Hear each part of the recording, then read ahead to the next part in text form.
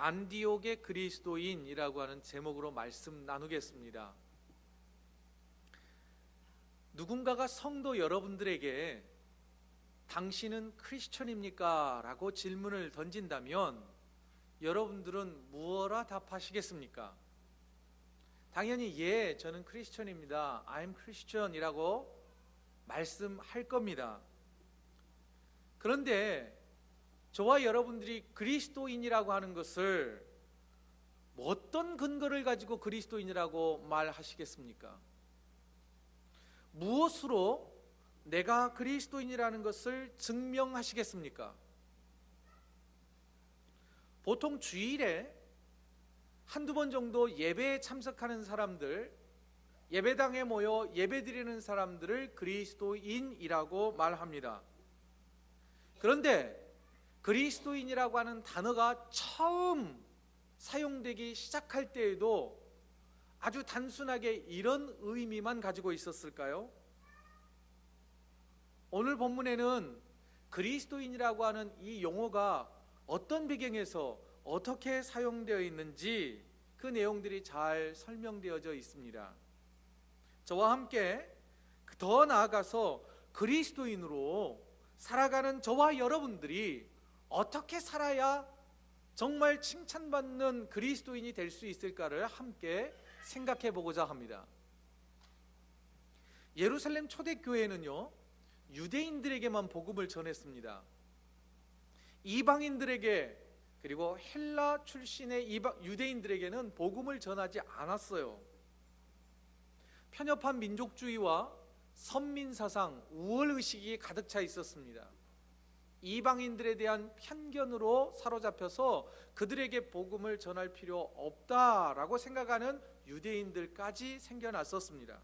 그때 하나님께서는 예루살렘 초대교회의 목회자였던, 지도자였던 베드로에게 음식 환상을 통하여서 이방인들에게도 복음을 전해야 한다라고 하는 것을 강조하셨고 명령하셨습니다. 이 명령에 따라 베드로 사도는 가이사랴에 있는 이방인 고넬료라고 하는 집으로 찾아갑니다. 그리고 찾아가 그곳에서 모여있는 사람들에게 하나님의 말씀을 전하자 그곳에 성령이 임해요.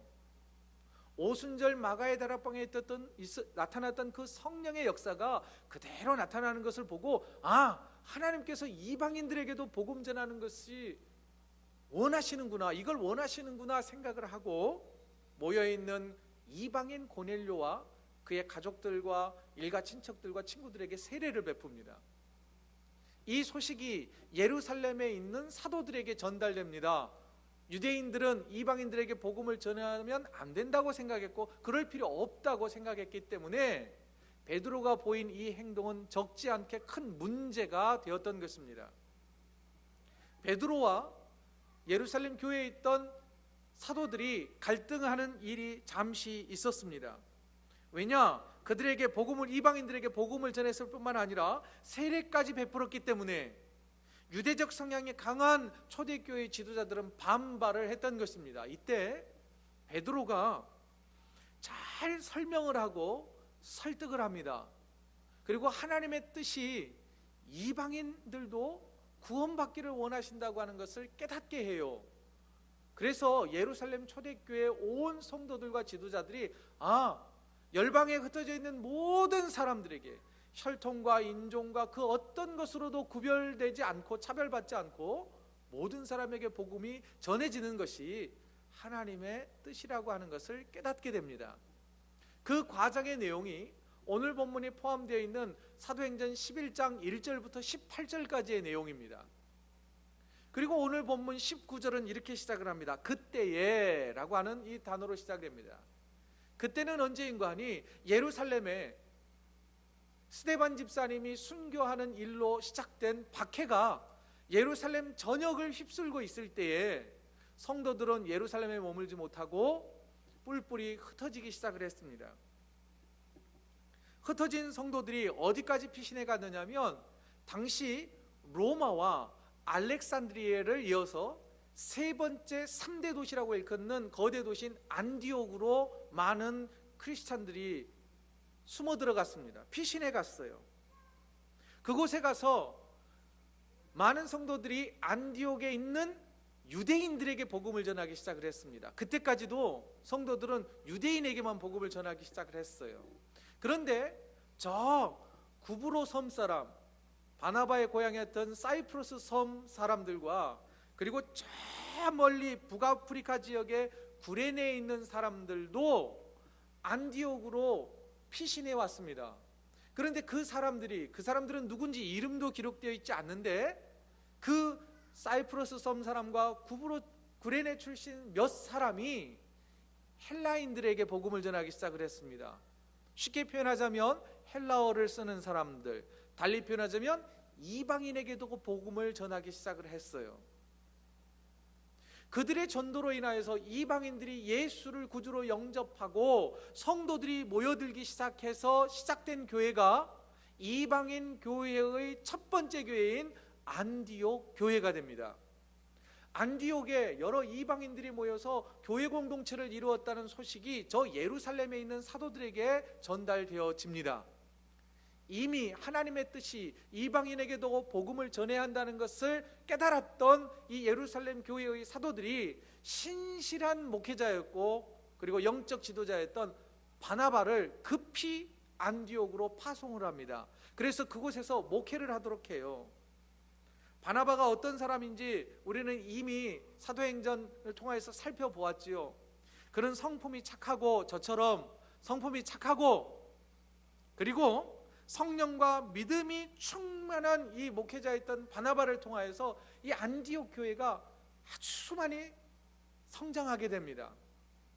그러자 갑자기 성장한 이 교회에 체계적인 신학적인 체계와 양육 체계가 필요하다고 생각했던 바나바가 혼자 목회를 하지 않고 저기 고향 다소에서 10년 동안 하나님의 때를 기다리고 있던 사도 바울을 찾아가서 그를 초빙해서 이 안디옥에서 함께 1년 동안 많은 성도들을 양육하기 시작을 하고 목양을 하기 시작을 합니다.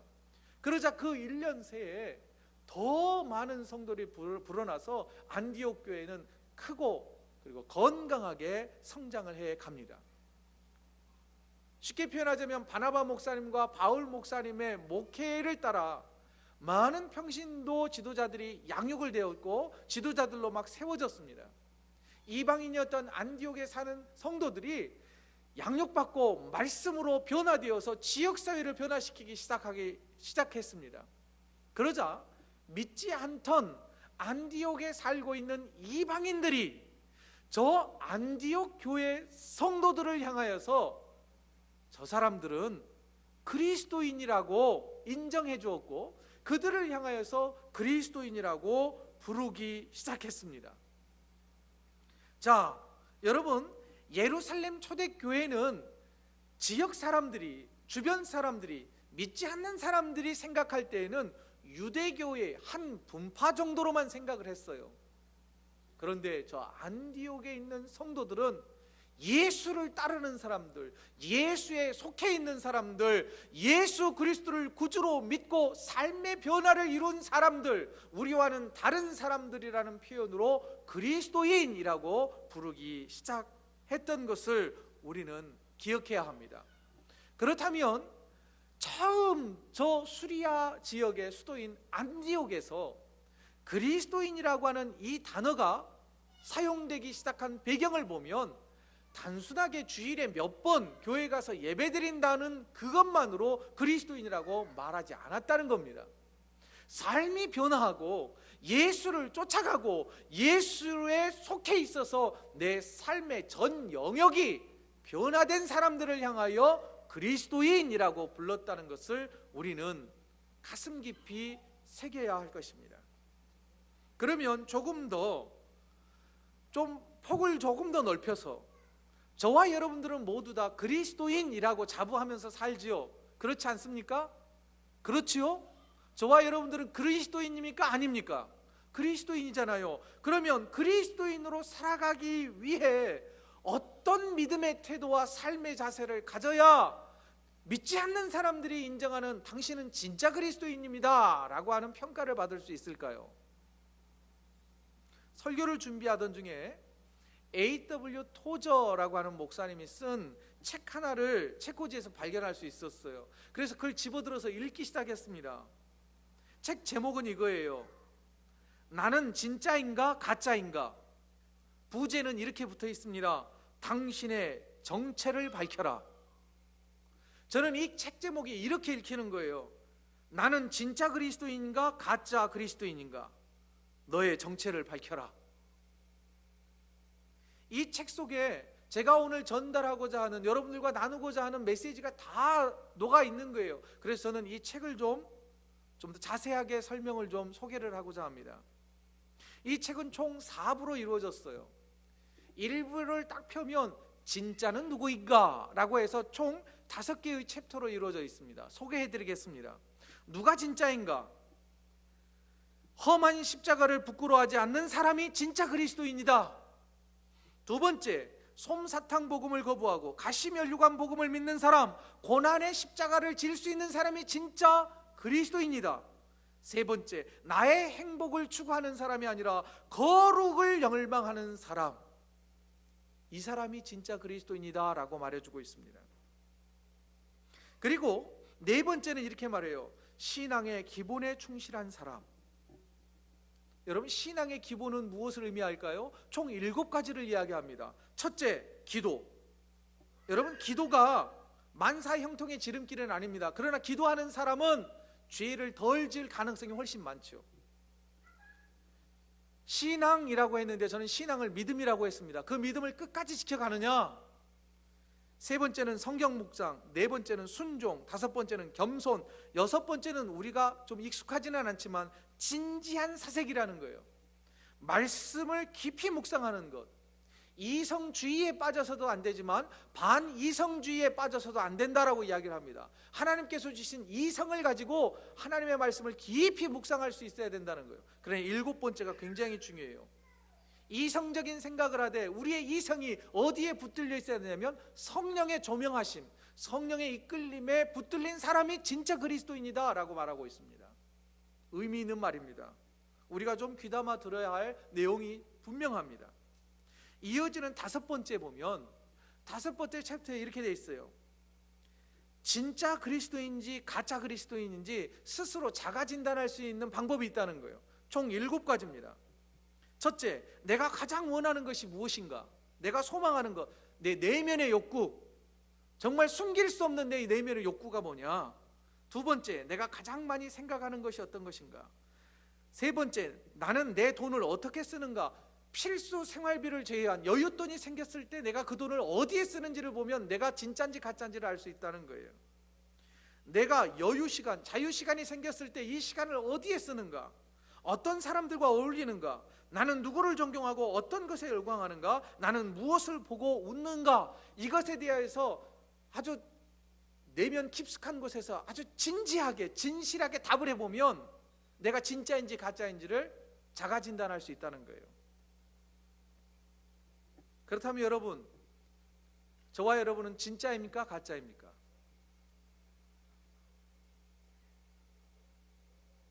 본문으로 돌아가서 안디옥에 처음 그리스도인이라고 하는 이 호칭이 사용될 때 그 상황을 조금 더 살펴보도록 하겠습니다. 오늘 본문 1절을 보시죠. 지도가 있습니다. 지도를 보면 이렇게 돼 있어요. 예루살렘에 박해가 있자 많은 성도들이 베니게 지역으로 피신을 해갔습니다. 베니게는 두로와 시돈이 있는 그 전 지역을 피니키아 베니게 지역이라고 표현을 합니다. 더러는 저 구브로 섬, 바나바 목사님의 고향이었던 사이프러스 섬으로 도망가는 사람들이 있어, 피신해 가는 사람들이 있었고, 육로를 통하든 배를 타고 가든 저 안디옥까지, 수백 킬로 떨어져 있는 안디옥까지 피신해서 흩어진 그리스도인들이 있었습니다. 그런데 앞서 말씀드렸던 것처럼 흩어진 그리스도인들 가운데는, 성도들 가운데 유대인에게만 복음을 전하는 사람들이 있었어요. 그런데 2절을 보면 이렇게 돼 있어요. 구브로와 구레네 출신의 몇 명의 성도들이 안디옥으로 피신해 가서 그곳에서 헬라인들에게, 곧 이방인들에게 복음을 전하기 시작했다는 거예요. 여러분, 다른 걸 다 떠나서 저 지도를 한번 보십시오. 그들이 고향 땅을 떠나서 안디옥으로 숨어 들어갔습니다. 타향에 머물며 무엇을 했습니까? 그들이 그곳에서 장사한 게 아니에요. 먹고 살기 위하여 안디옥으로 피신해 간 게 아니에요. 그들은 그곳에 가서 더러는 유대인들에게, 더러는 헬라인들에게 복음을 증거하기 위하여 그곳에 갔단 말입니다. 그들의 제1의 목적은 뭐였을까요? 복음 전파였어요. 아까 여러분 기억하십니까? 자가진단 해보라고. 내 내면의 깊은 소망이 뭐냐? 열망이 뭐냐? 욕구가 뭐냐? 여러분, 초대교회의 성도들, 그리스도인이라고 불렸던 그 안디옥의 성도들은 이런 사람들이었단 말입니다. 이런 성도들이었다는 것을 우리가 기억하기를 원합니다. 특별히 안디옥에 있었던 무명의 몇 사람들, 그들의 이름도 기록되어 있지 않습니다. 그들은요, 얼마나 멋집니까? 차별하지 않잖아요. 차별하지 않고 모이는 누구든지 복음을 전하기 시작했습니다. 여러분, A.W. 토저 목사님 그 글을 조금 인용해 보자면 이거예요. 험한 십자가를 자랑하는 그리스도인이 진짜라고 그랬잖아요. 솜사탕 복음을 거부하고 스스로 고난의 길을 선택한 자들이 진짜 그리스도인이라고 우리에게 권면하지 않았습니까? 그렇다면 저 흩어진 디아스포라 유대인 또는 그 성도들이 진짜 그리스도인이 아닐까요? 저는 지난주 마치 저 흩어진 유대인들처럼, 성도들, 초대교회 성도들처럼 고향을 떠나 타향인 안디옥과 같은 저 먼 거리로 가서 주의 복음을 전하는 40명의 원주민 선교사님들을 만나고 왔습니다. 지도 한 장을 보여드리죠.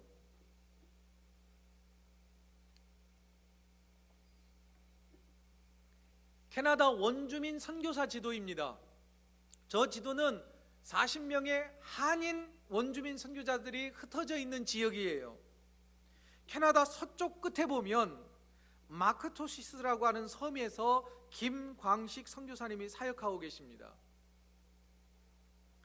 오로라가 보이는 캐나다 북서부 연방 직할지라고 되어 있어요. 라의 에드조 지역에는 신현숙 선교사님이 혼자, 여자 이 선교사님은 혼자서 원주민 리저브 지역에 들어가서 원주민 사역을 하고 계세요. 캐나다 동부 끝 노바스코시아 케이프 브레턴이라고 하는 지역에서는 이근권 선교사님이 사역을 하고 계십니다. 캐나다 서쪽 끝, 캐나다 동쪽 끝, 그리고 북동쪽 가장 멀리 떨어진 그곳에서 40여 명의 선교사들이 타향에서 언어도 잘 통하지 않는, 문화가 낯설고 우리들처럼 한인 마트도 없고 배추도 구하기 힘들 뿐더러 한인 식당이라고는 찾아볼 수 없는 그곳에서 스스로 고난을 자처하며 복음을 전하고 있더란 말입니다. 선교사님들의 사역의 규모가 얼마나 크고 얼마나 많은 사역의 열마가 맺혔는지를 말하기 전에, 평가하기 전에 저는 그분들 앞에서, 그리고 그분들이 품고 있는 열정 앞에서 저는 머리를 숙일 수밖에 없었습니다. 십자가를 부끄러워하지 않는 그리스도인, 스스로 예수 복음을 전파하기 위해 불편을 선택한 그분들이야말로 진짜 그리스도인이라고 칭찬받아 마땅하다는 생각을 하게 되었습니다. 사랑하는 성도 여러분, 그리스도인이라고 하는 호칭은 복음을 위해 수고를 마다하지 않는 사람들에게 주어지는 영광스러운 호칭이라고 하는 사실을 기억하십시오. A.W. 토저 목사님은 진짜 그리스도인들은 신앙의 기본에 충실한 사람이다라고 강조를 했습니다. 오늘 본문을 보면 기본에 충실한 두 사람이 등장을 합니다. 첫째 사람은 누구냐면 사도 바울입니다. 사도 바울은 다메섹에 숨어있는 그리스도인들을 붙잡기 위하여 체포영장을 가지고 올라가다가 부활하신 주님을 만나 회심하고 복음 전도자가 됩니다.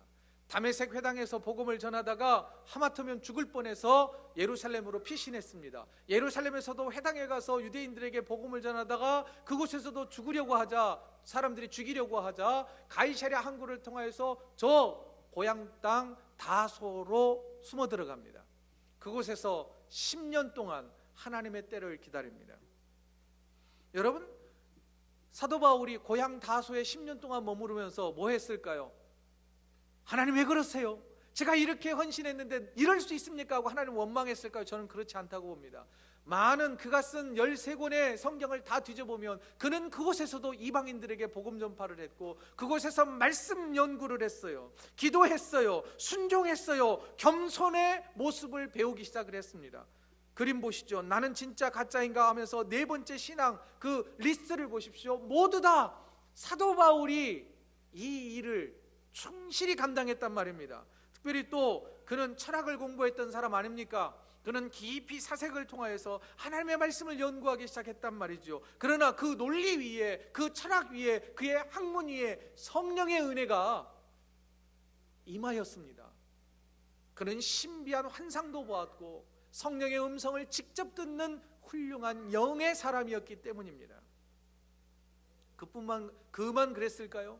아니, 오늘 본문에 보면 우리가 이미 살펴보았습니다마는 바나바를 소개하는 내용을 한번 보시죠. 바나바는 착한 사람이래요. 성품이 착한 사람이에요.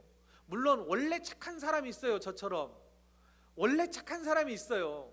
그러나 바나바가 착하다라고 하는 것은 뭐냐면 그가 예수의 마음을, 예수의 성품을 닮아갔기 때문에 착한 사람이라고 다른 사람들이 인정해 주는 것이 아닐까요? 또한 성경은 이렇게 말합니다. 성령과 믿음이 충만한 사람, 기본에 충실한 사람 아닙니까? 바로 이런 기본에 충실한 바나바와 바울 목사님을 통하여서 안디옥 교회가 영적으로 성장하게 된 것입니다. 특히 기본에 충실했던 한 선교사님을 만날 수 있었습니다. 빅토리아 섬에서 원주민 사역을 하는 서모세 선교사님을 만날 수가 있었어요. 그분은 저 온타리오주에서 개척 목회를 했답니다. 교회가 아주 빠르게 성장을 했대요. 그런데 개척하고 나서 4년 되던 해에 하나님의 콜링이 왔대요. 원주민을 섬기라고. 그래서 교회 성도들에게 교회를 그만두겠다고 말하고 나서 6개월 동안 이발을 배웠답니다. 미용. 가위를 잡고 미용 기술을 해서 자격증을 땄대요. 그리고 곧바로 빅토리아 섬으로 들어갔답니다.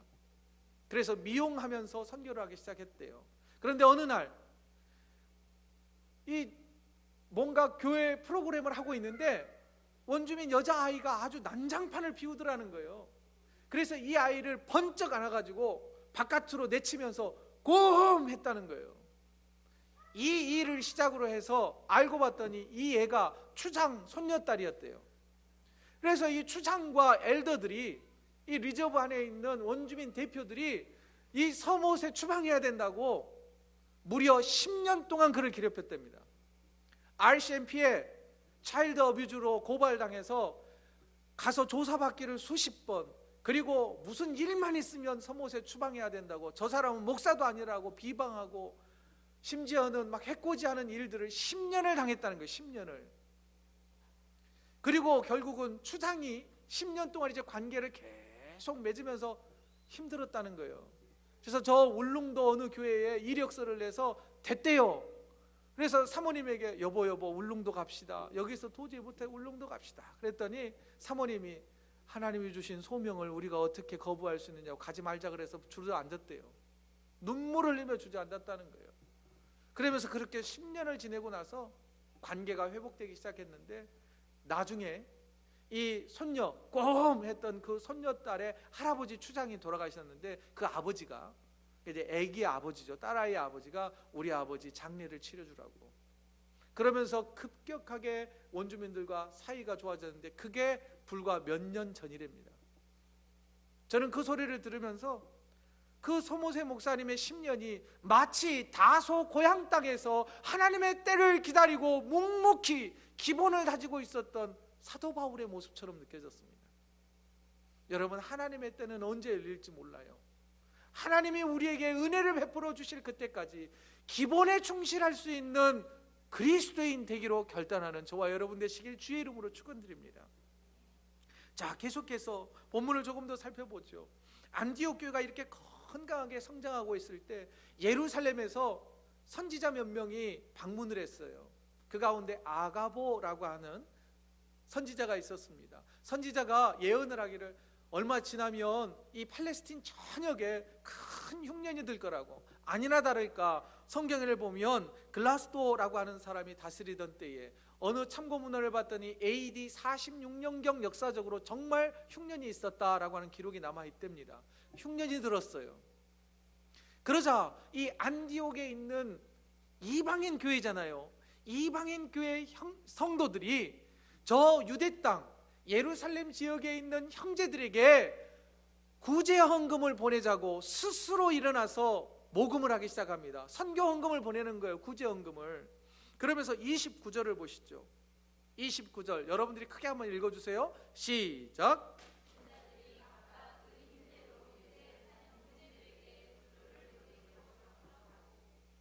여러분, 여기에서 중요한 게 돈 보내는 일도 중요해요. 그러나 저 유대 땅에 있는 성도들을 향하여 이방인 교회였던 안디옥 교회 성도들이, 그리스도인들이 뭐라고 호칭하고 있어요? 형제라고. 자신들을 짐승처럼 대했던 그 유대인 출신의 교인들이 있는 그 예루살렘 교회를 향하여 안디옥 교회의 그리스도인들은 형제요 자매라고 호칭을 하고 있습니다. 여러분, 여기에서 그리스도인의 삶이 어때야 되는지를 하나 배울 수 있을 것입니다. 여러분, 그리스도인은 주 안에 있는 모든 사람들을 형제요 자매로, 존귀한 자로 여기는 태도를 가진 사람들이 진짜 그리스도인인 것입니다. 다시 토저 목사님의 자가진단법 그 7가지를 좀 살펴보겠습니다. 여러분, 여기에서 보면 돈 쓰는 것에 대해서 나와 있죠. 다시 말씀드리지만 여기는 여윳돈입니다. 그런데 오늘날 많은 크리스찬들이 제1의 목표로 삼는 게 뭔지 아시죠?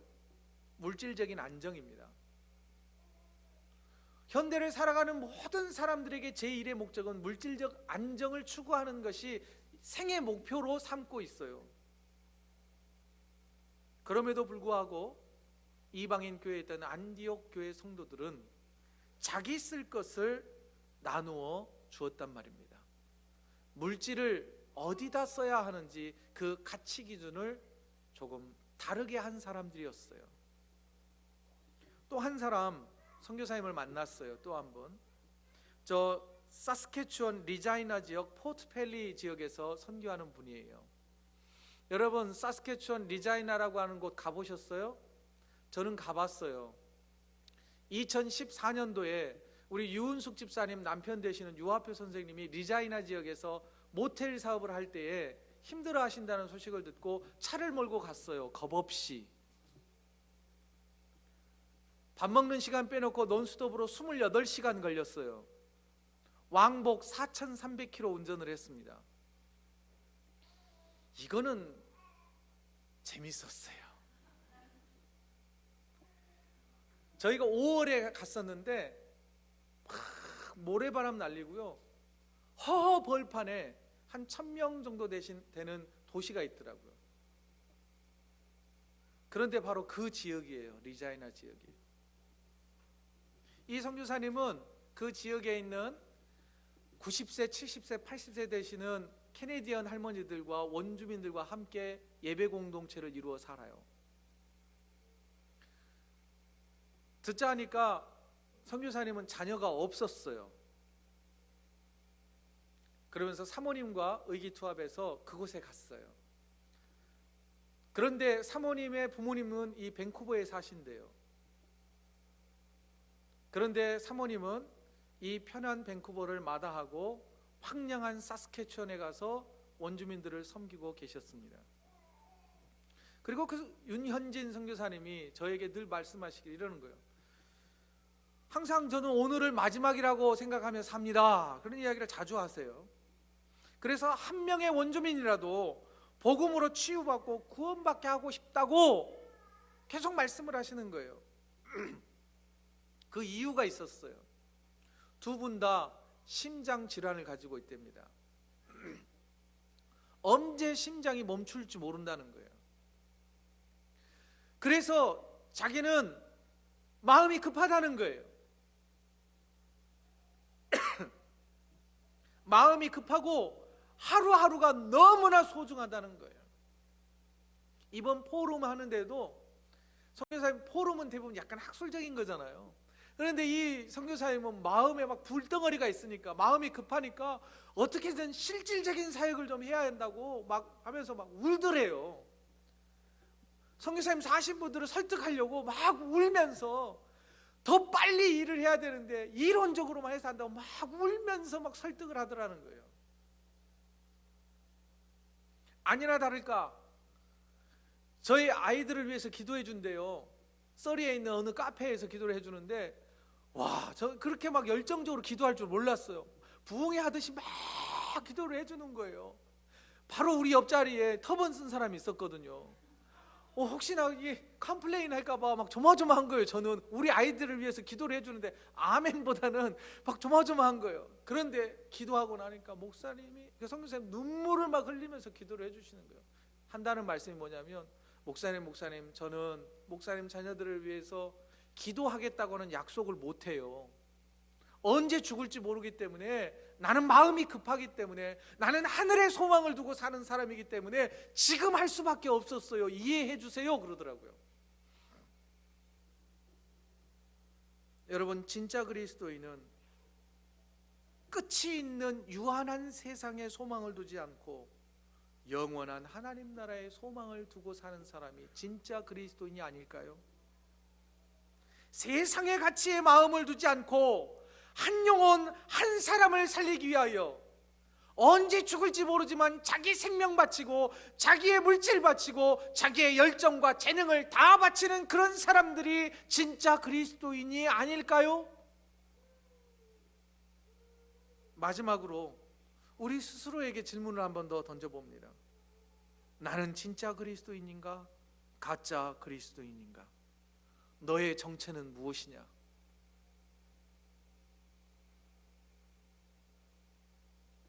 나는 이 정도면 괜찮아 할 수 있어요. 그러나 주님 보실 때 칭찬할 만한 그리스도인입니까? 사랑하는 성도 여러분, 우리 모두 안디옥 교회의 그 첫 번째 그리스도인이라고 불림을 받았던 그 성도들처럼 믿지 않는 자들이 인정할 만한 그리스도인 되어지기를 소망합니다. 그리스도인은 그리스도를 따르는 사람입니다. 고난이 있어도 따르는 사람이요, 손해가 있어도 따르는 사람이요, 물론 그 따르는 자들에게는 축복이 약속되어 있습니다. 그리스도인은 그리스도에게 속한 사람입니다. 그리스도인은 복음을 위하여 아낌없이 헌신할 줄 아는 사람입니다. 우리 모두 다 진정한 그리스도인 되기를 결단하는 저와 여러분 되시기를 주의 이름으로 축원드립니다.